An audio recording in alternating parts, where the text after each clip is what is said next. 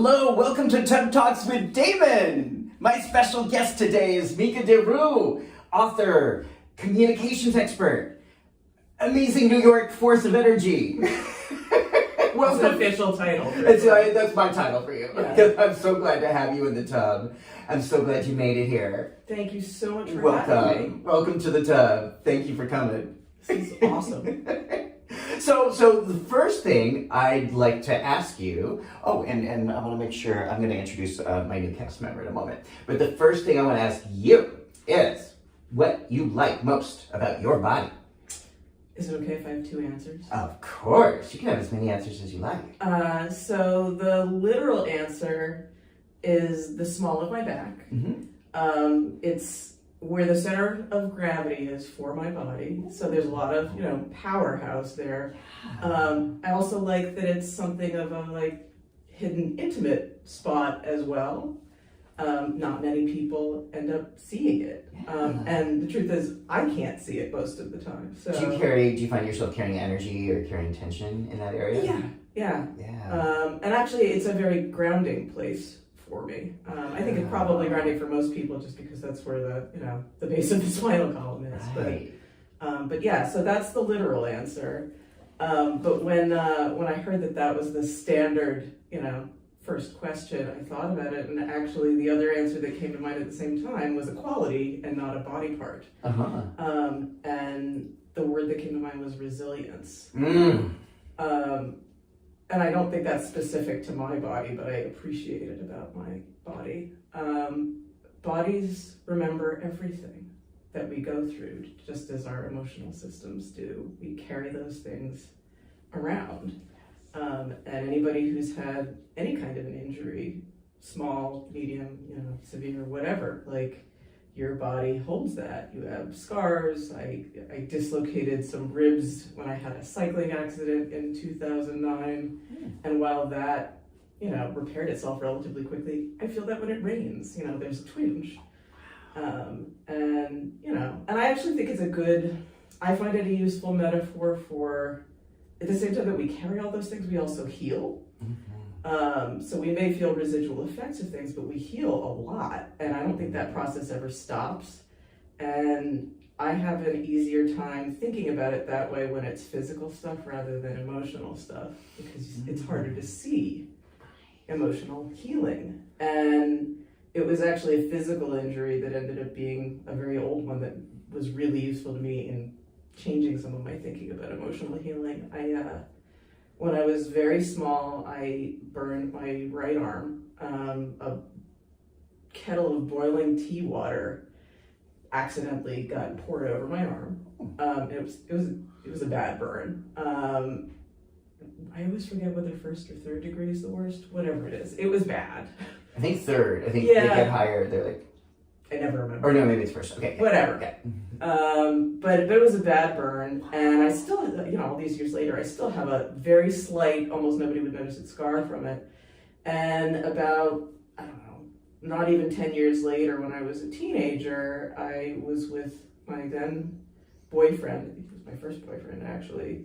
And he was drinking a cup of very tepid tea that he knocked over, and it landed on exactly the same spot. Oh my God. Now, it wasn't hot tea, but I let him have it. I screamed at him so quickly, and the poor guy just looked so crestfallen. And the moment ended very quickly, and I apologized that I explained what had happened, but I was just triggered. I was absolutely, that moment brought back to a place where I was being burned again. Oh. And I think about that, in terms of healing, because I was fine. We do that sort of thing emotionally all the time.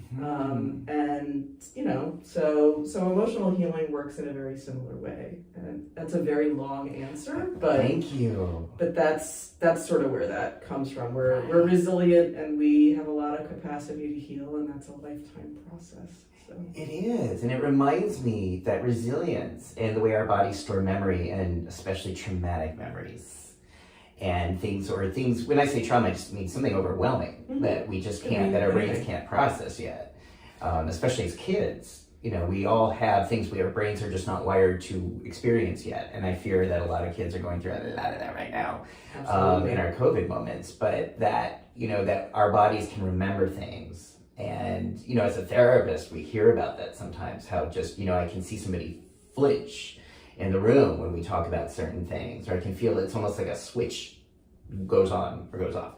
And it's like, okay, that's something that means they're remembering, their body or their mind or both are remembering something. And at the same time, like you said, we're here. Like we are here in New York, we're in a bathtub. We are incredibly resilient. Yeah. I think physical and spiritual creatures. Yeah, we carry both. Yeah. We carry all the memories of those things, but we also carry the healing that we've done and that we'll still continue to do from all of those things. Yes. Oh, I love that. See, this is why I'm having these conversations, because I love having these conversations. They wouldn't happen outside of the bathtub. They wouldn't. No. So I want to thank you, because I know we talked, and I know your decision to be here and have this interview with me was one that took a little processing. It took some breathing and thought. And how does it feel to be here? It actually feels great. It doesn't feel as weird. If anybody asked, I'd say, yes, it's a little strange, but it's not as strange as you'd think. Surprisingly good. Not as strange as you think. So join me in the tub.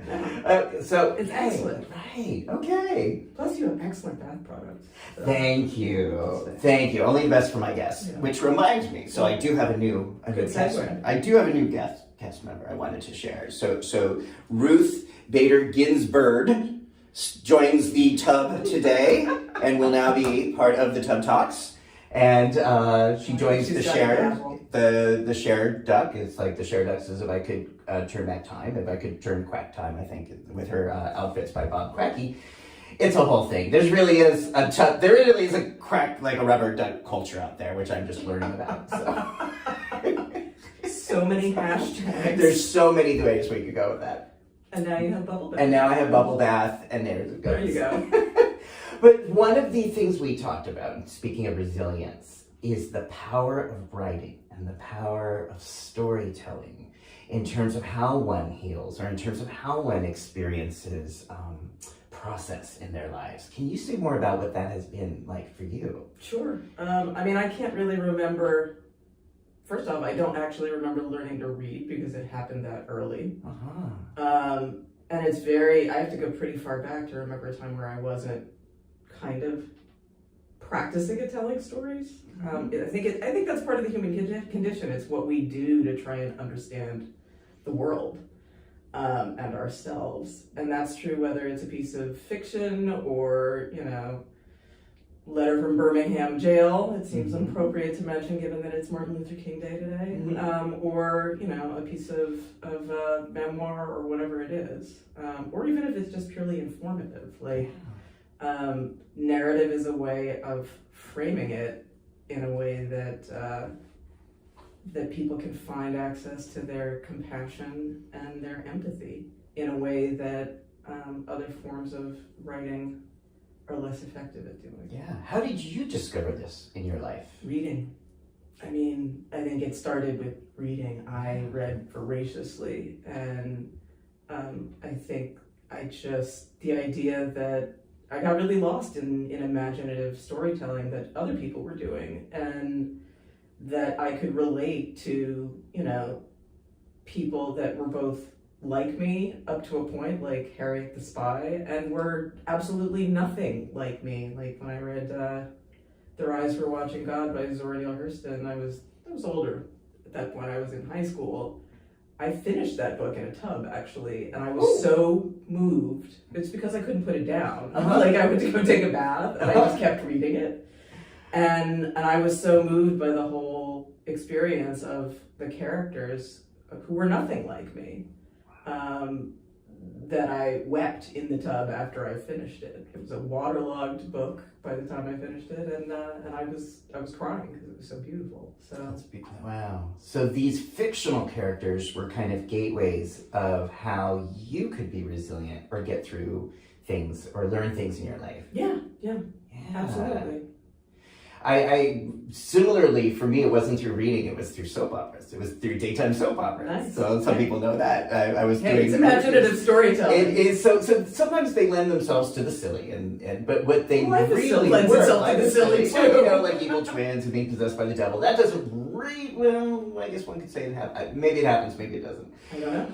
But what they were really telling in the 70s were stories of resilience. These were stories of metaphor, of these, usually women, being put through like the worst stuff that could happen to you in your lifetime. We're talking like husbands were dying and kids would be hurt and there were sexual assaults and burn victims. Yes, there's violence and assault and divorce and people leaving and people the list of the most stressful things in life were all on these shows. But the heroine, the main character, fought and survived and always got stronger to live another day or to live another year. And I remember as a kid when I was going through struggles or when I was feeling depressed or discouraged, particularly there's a character on Days of Our Lives named Julie Williams. And I had a chance to tell Susan Hayes this once, that her character, she had been through everything in the 70s, just everything you could throw at someone. And yet, at one point, then her character got shot, and she's in this coma, and everyone's like, well, Julie's fighting so hard, she's so strong, stay alive. And I thought, if someone could go through all of that and still fight hard in a coma to stay alive, maybe I can stick around and try to deal with the shit going on in my life. And that was a really powerful message as a kid. That's fantastic. Right? And it started to help me see that it's like, okay, whatever it is I'm going through, whatever it is that happens to me, whatever pain or struggle or bullies at school or whatever, it was like a way of, just like Julie Williams or Marlena Evans, like getting stronger and more resilient and tougher and being a stronger fighter in the world. And I felt like daytime soap operas really offered that, today some degree, but it was that kind of thing. It was like that gateway through a fictional character to see like it's not necessarily what happens to us, it's how we story what happens to us. Absolutely. Right? And then I learned later on that there was, in the late 90s, early 2000s, narrative family therapy started becoming more popular. It was from Australia. And it was starting to get used more in, therapy areas like San Francisco, and New York City. And it was, again, that idea that how we experience, most of what we experience emotionally, or at least much of it, is depending on what we're thinking, perceiving, and storing the stuff that happens. So sure, if you do meditation, you discover that you are running multiple narratives that are a kind of commentary and frame for whatever you're experiencing in life all the time. Yes. And how you tell it and what you tell yourself make a tremendous difference. Right. Obviously it functions very differently when you're doing that for yourself inside than when you're using your voice to tell a story outside. But we're still using that narrative technique constantly. Right. And I think most of the time we're thinking that we're not really always aware of it. So I love that you're speaking to that power that we have. Sure. Meditation is about trying to become very aware of that narrative and sometimes to get a break, give yourself a break from whatever your narratives are. But when we're just walking around the world, not meditating. Do you meditate? I do. What's that process like? It's hard. I think as a natural storyteller, I go into storytelling mode both internally and externally all the time without necessarily realizing that I'm doing it. Mm-hmm. Obviously, if I sit down at a keyboard with a piece of paper and a pen, I know what I'm doing intentionally there up to a point. But in my own head, I do it the way that everybody else does it. And meditation is about making myself conscious of those things, of the stories that I'm telling myself that are getting in my way. So it has a very different function. Say more. What stories get in your way? Oh, goodness. I think I can have a tendency to read some things as worst case scenarios, no matter what's actually happening. Mm-hmm. And it's not necessarily that bias is ever going to entirely go away. But if I'm conscious of it, I can adjust by thinking around it. I can make different choices around it, and so on and so forth. Wow. That's one example. I think we all have many, many unconscious biases and tendencies. That whether it's nature or nurture or both, I leave to you and to the other therapists. But yeah, I mean, meditation certainly helps declutter my own head of some of that, and make me conscious and intentional about what's going on. Do you feel like it's helped with the whole last 2+ years of this COVID mess? Yes, I didn't meditate before COVID, actually. I think I was a failed meditator prior to that. Well, I mean, I had sort of dabbled in it, but anybody who's known me for a long time would know, like, you're meditating, really? I don't know. And it sort of landed in my lap. I don't know whether it was coincidental or not, but at the perfect time in the early part of the pandemic, a friend who does this regularly, we were having a text exchange, and I was out with my dog, and she was just like, actually, if you're free in 15 minutes, do you want to join? And I was like, okay, universe, I guess I'm going to meditate. And I tried it, and it's turned into a regular thing. So what would you say, so people say to me all the time, it's like, I don't want to, or I can't because it's too hard and I can't shut off my mind, and there's no wrong way to do it. Oh. And it's gonna be different depending on the day, like everything else. I actually, the group that I do this with is on Friday. Sometimes I do it on my own, but I have a regular, a Zoom group that I join to do this. And Friday, I was absolutely very distracted and kind of all over the place. And I spent most of the, 20 to 25 minute session kind of trying to loop myself back into focusing on my breath or, some of the guided imagery that was being used as part of the meditation. And that's the work. And sometimes it's easier to do than others. In the same way that we wake up in different moods every day. So, it's a relief to hear that there's no wrong way to do it. If you've, got some idyllic idea in your head about what meditation is supposed to look like, well, then that's a setup for judgment. Yeah. And meditation is about trying to distance yourself from all of that self-judgment, which absolutely gets in my way, gets in everybody's way. Yes. So quiet down the judgment, quiet down the shoulds or the supposed tos. Yeah. Now, I'm asking transitioning to bike riding, because I know that you're an avid bike rider. Does bike riding give you that freedom of the mind as well? Yes, as long as I'm not pedaling my ass up a really steep hill, in which case it's just all about getting up the hill. Yeah. I do a lot of endurance cycling, and because it's not about a short sprint, you kind of get into a rhythm with it, especially during certain chunks of the day. And there's this, in the same way that I think that you do if you do swimming laps, long distances, there's a sort of Zen quality to the rhythm of it. It empties my headspace in a way that I have trouble doing I have a very active mind, overactive mind. And I overthink things all the time, and those are spaces, walking does it, biking does it, certainly meditating helps. So it kind of can give a bit of a respite from the overthinking, from the thoughts, which of course so many of us... And emotional stuff too, all of it.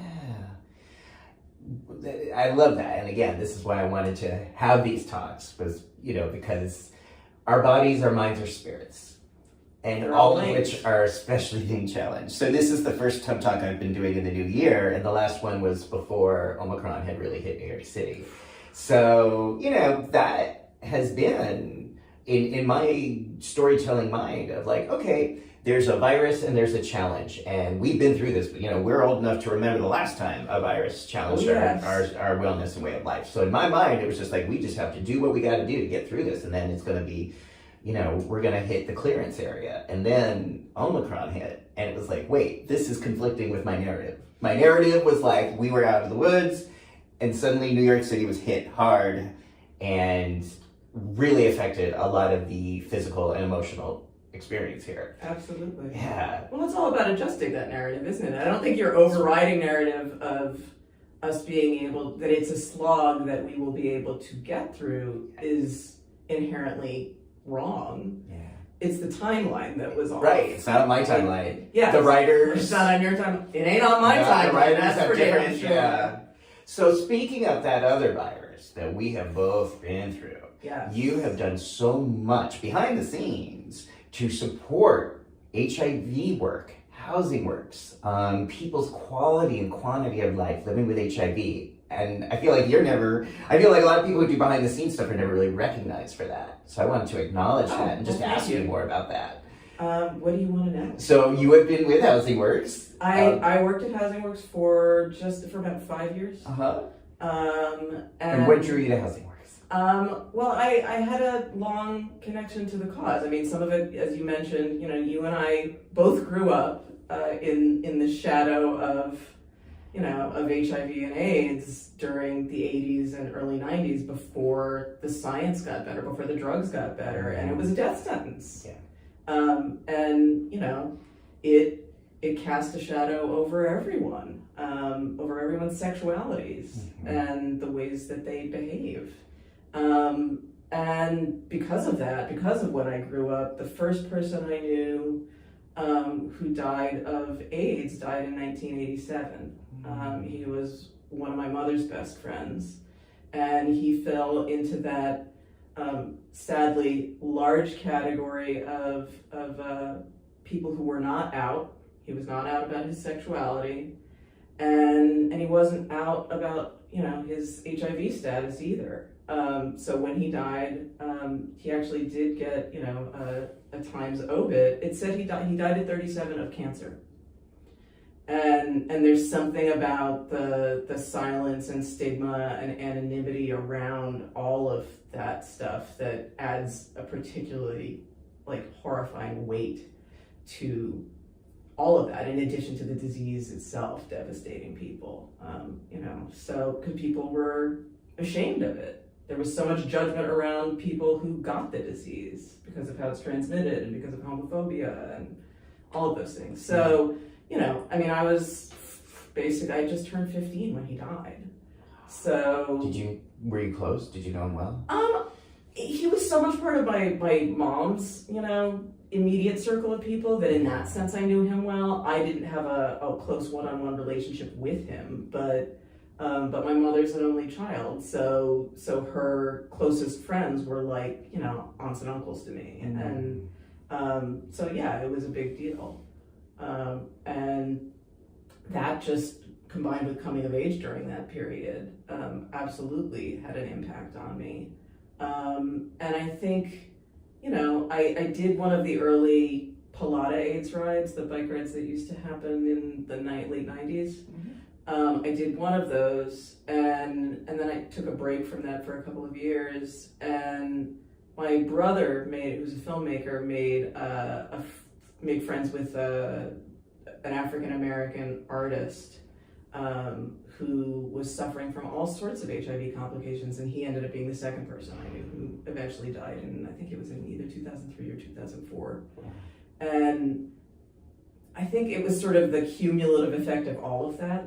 It's 2004, the drugs have gotten better, and here we are, this is still this is still happening. And I don't think I could have articulated at the time that HIV was continuing to thrive in marginalized communities where you don't have access to healthcare or housing or all of the things that you need in order to make HIV manageable. And that got me to sign up for the AIDS ride that I still do, which is Breaking AIDS Ride. I did my first ride with them in 2008. It's 3 days, 300 miles. Biking. Yes, it's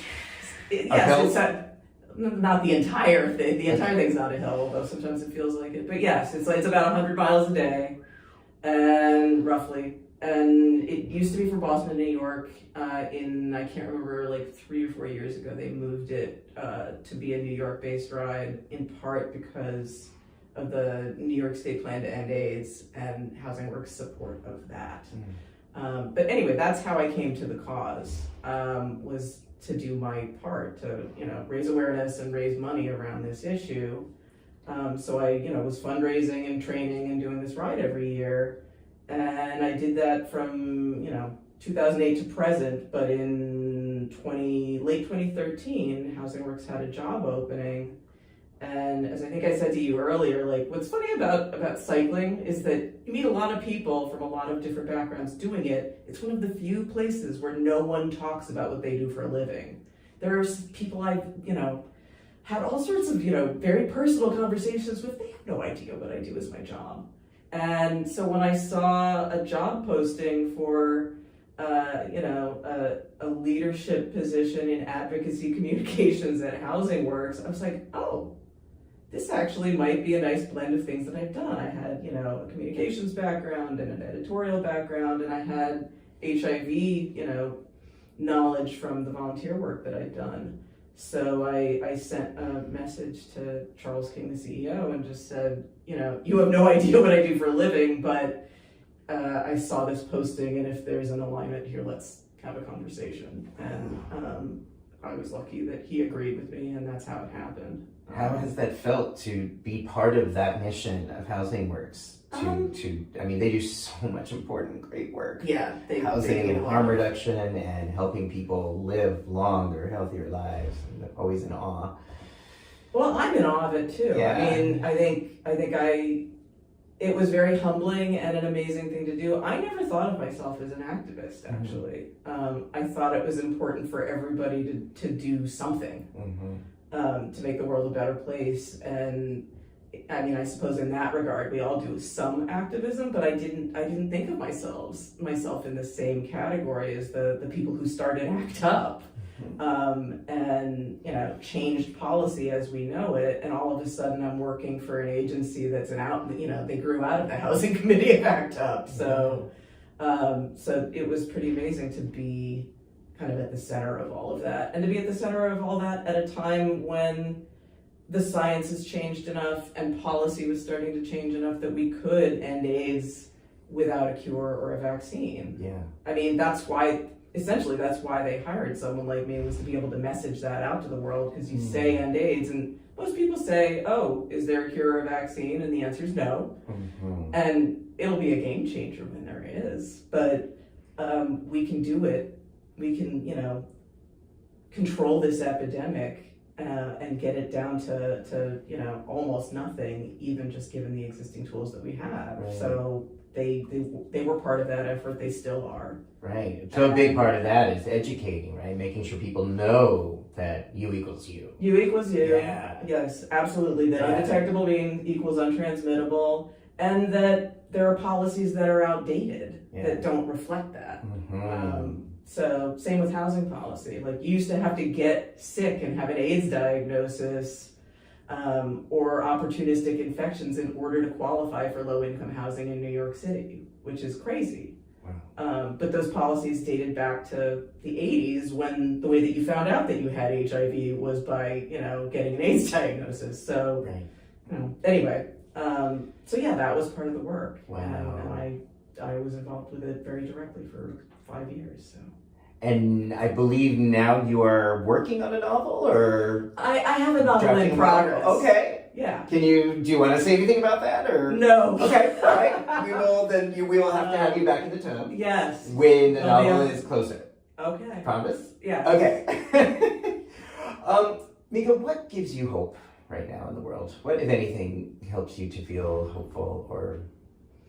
That's an excellent question. I think that at the same time that I look at the news that we all see every day, and I can get, incredibly disheartened. And that's real. So some of the negative thinking I was referring to earlier, it's not based on nothing. Right. And it's not about denying that those things are happening, but it's also about widening the lens to take other things in. And there have been just as many moments where I've seen, individual people and groups of people step up to do things that are amazing. And so moving and touching and inspiring, and that make the world a better place. And there's so many of them, I don't even know where to start with them. And it's about noticing those things on a regular basis, and I get hope from that.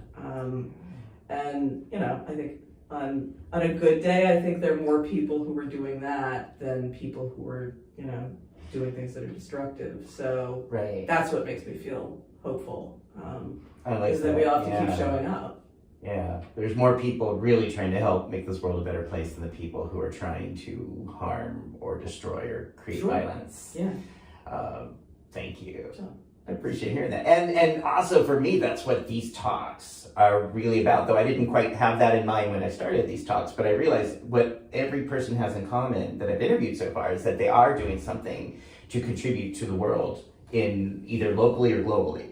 And so I'd say for anyone who's getting bummed out there, or anyone who's like watching the news and getting frustrated or discouraged, check out another episode of Tub Talks. I would love to have Don Lemon in this tub and talk about the news, but then also say, well, I just love to have Don Lemon in the tub. But to say, it's like, look how many people in this world are fighting so hard to make a difference, to be resilient and help others have a better quality of life. And you're one of them. Thank you. So thank you for being here. Thanks so much, Is there Damon. anything I haven't asked you that you want to share with the world? Share with your followers? Share with my followers?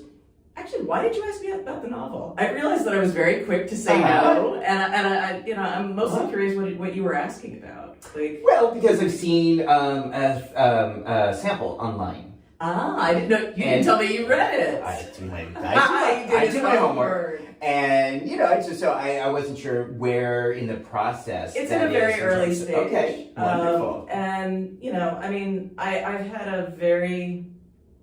This is actually worth talking about a little bit. I've had a very complicated relationship to my own writing process, particularly when it comes to fiction. I have a much easier time if I've had to do certain kinds of writing for a living. That I have no problem doing.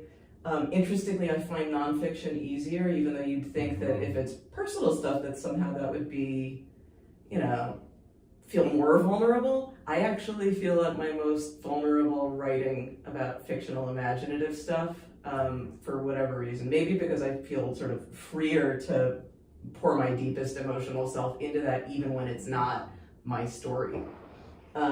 So in that regard, that makes me a little reluctant to talk about it sometimes. The other thing is that it's hard to talk about things that are in process as stories, right. But the roots of that story actually go back many, many years to when I was in graduate school.